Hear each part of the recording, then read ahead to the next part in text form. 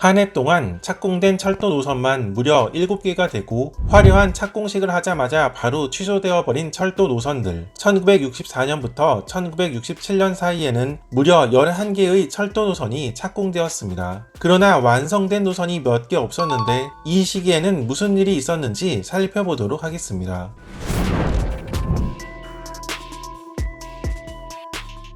1964년부터 1967년까지 착공된 철도 노선들을 정리해보면 다음과 같습니다. 이 중 무려 7개 노선이 1966년에 모여있는 것을 확인해 볼 수 있습니다.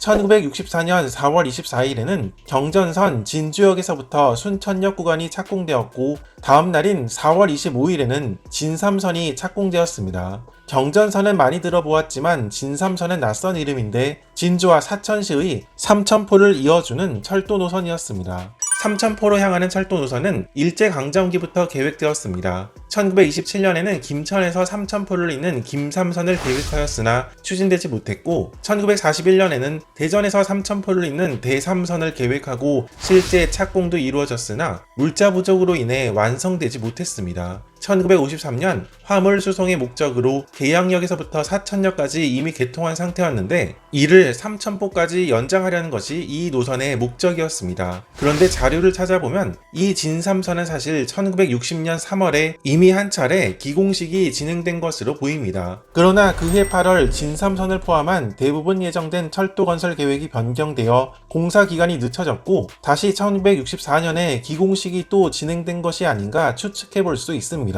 1960년에는 4.19 혁명으로 이승만 정권이 물러난 상황과도 무관치 않아 보입니다. 이 진삼선은 1965년에 개통하였습니다. 1965년으로 접어들면 7월 3일에 광주역에서부터 남한 금지역까지 구간에 기공식이 이루어졌습니다. 당시에 이 노선의 이름은 광주선이라고 불렸습니다. 앞서 소개한 진삼선과 마찬가지로 일제강점기에 광주에서 담양까지 개통하였고 금지역까지 연장할 계획도 있었으나 무산된 이 철도 노선을 다시 지으려는 계획이었습니다. 금지역에서는 전라선과 연결되는 계획이었는데 장기적으로는 더 연장하여 함양 안이면을 지나서 김천으로 연결될 계획이었습니다. 김천에서는 영주역까지 경북선이 있고 다시 영주에서 강릉까지는 영동선이 있었으므로 모두 완성하여 광주에서 영주, 강릉을 잇는 상당한 길이의 종간철도로 계획한 것으로 보입니다. 참고로 1965년 당시 광주역은 지금의 위치가 아니었습니다. 광주 동부서방서 인근에 위치하였는데 광주역의 이전 계획은 이때에도 있었고 현재의 위치로 옮겨진 것은 1969년이었습니다.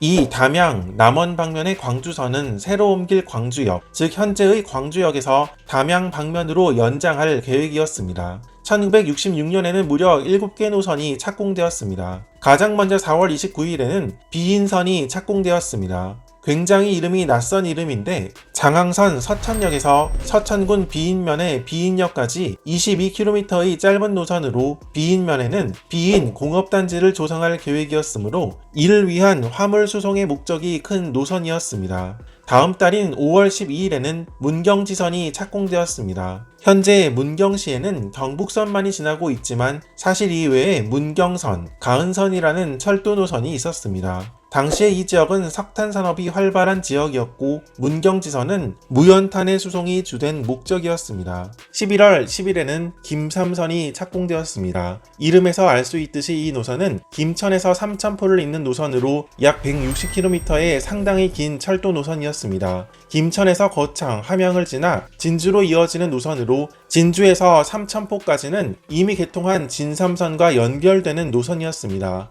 김천에서는 경북선, 경부선과 연결되는 노선이었으므로 지리산이 있는 경북 내륙 지역의 교통 편의를 제공할 목적이었다고 볼 수 있습니다. 김삼선이 착공되고 11일이 지난 11월 21일에는 충남선 논산역에서 부여역까지 철도 노선이 착공되었습니다. 논산시와 부여군을 잇는 짧은 철도 노선으로 당시 중간 정거장은 다음과 같았다고 합니다. 이 충남선은 장기적으로 서천까지 이을 계획이 있었는데 앞서 언급한 비인선과 연결할 계획도 가지고 있었습니다. 충남선이 착공되고 얼마 지나지 않아 12월 16일에는 광주공업공단 인입선이 착공되었습니다. 광주 공업단지와 함께 착공이 이루어진 것으로 비인선과 마찬가지로 화물 수송을 목적으로 한 노선이었습니다. 당시 광주역에서 전남 방지까지는 화물 수송을 위한 선로가 있었는데 이를 서쪽으로 더 이어서 광주 공업단지 예정지까지 이을 계획이었습니다. 즉 지금의 광주 유스케어 인근으로 이 노선이 지났다는 이야기인데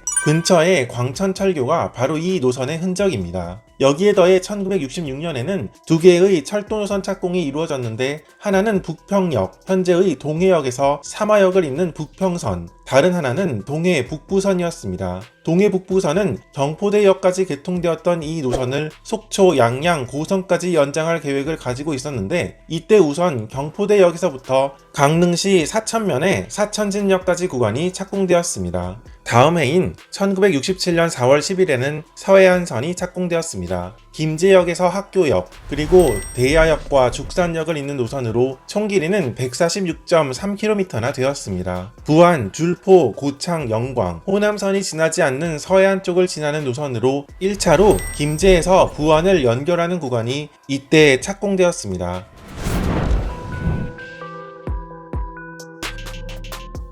이렇게 약 3년간 착공된 많은 노선 중에서 착공식만 하고 삽 뜨자마자 무산되어버린 철도 노선은 광주선, 김삼선, 비인선, 충남선, 서해안선, 동해북부선 무려 6개나 됩니다. 한창 착공이 이루어질 무렵부터 이들 노선이 제대로 지어질지에 대해서는 회의적인 시각이 많았었는데 착공식이 화려하게 진행된 반면에 실제 공사에 투입되는 예산은 첫 해부터 턱없이 부족했기 때문입니다. 예를 들어서 총 공사비 90억 원이 예상되는 김삼선은 한 해 단 5천만 원 정도의 예산만 투입된 수준이었다고 합니다. 그래서 이들 철도 노선이 다른 목적을 가지고 추진된 것이 아닌가 하는 시각도 있었다고 합니다. 여기에 이들 노선이 지어진다 하더라도 그 미래는 불투명했는데 1966년 6월 세계개발은행 한국교통조사자문단은 현재 운행 중이거나 건설 예정인 일부 노선들은 채산성이 맞지 않아 철거하거나 신설할 가치가 없다는 의견을 제시했는데 여기에는 광주선, 김삼선, 충남선, 서해안선, 동해 북부선이 있었습니다.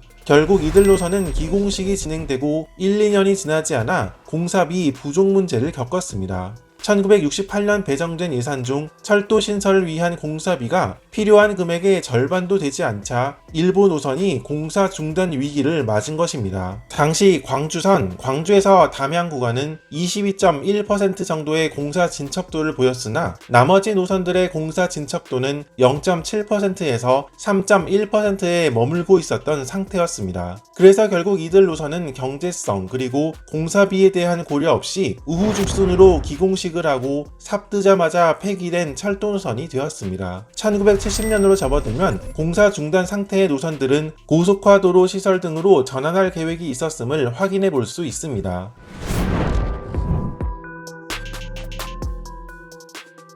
오늘 소개한 11개의 노선 중 아직 운영 중인 노선은 2곳에 불과합니다. 이외에 문경지선은 현재 기차 대신 레일바이크가 다니고 있으며 광주공업공단 인입선은 정확한 시기는 알 수 없으나 폐지된 상태입니다. 진삼선의 경우는 일부 구간, 진주에서 사천 구간만이 사천선이라는 화물 수송 목적으로만 운영 중에 있습니다. 일부 구간의 경우는 경로가 완전히 같지 않지만 현재 철도 노선 건설 계획이 있습니다. 김삼선은 비록 사천시의 삼천포로 향하지는 않지만 김천에서 진주, 통영, 거제로 향하는 남부내륙선이 비슷한 성격이라고 볼 수 있습니다. 광주선의 경우는 달빛내륙철도가 광주에서 담양, 남원을 지나 대구로 향하니 역시 비슷한 경로라고 볼 수 있습니다. 문경지선의 경우는 중부내륙선과 경북선을 연계하는 문경 김천선이 계획되어 있으며 동해 북부선은 현재 강릉에서 강원도 고성까지 철도 노선 공사가 진행 중에 있습니다. 나머지 두 노선은 지자체에서 추진하고는 있지만 아직 확정된 노선은 아닙니다. 서해안선의 경우는 비슷한 경로로 지자체에서 요구를 하고 있으나 추진이 불투명한 상태에 있으며 마지막 진삼선의 경우는 사천시에서 진주사천 항공산업선이라는 이름으로 계획 중에 있습니다.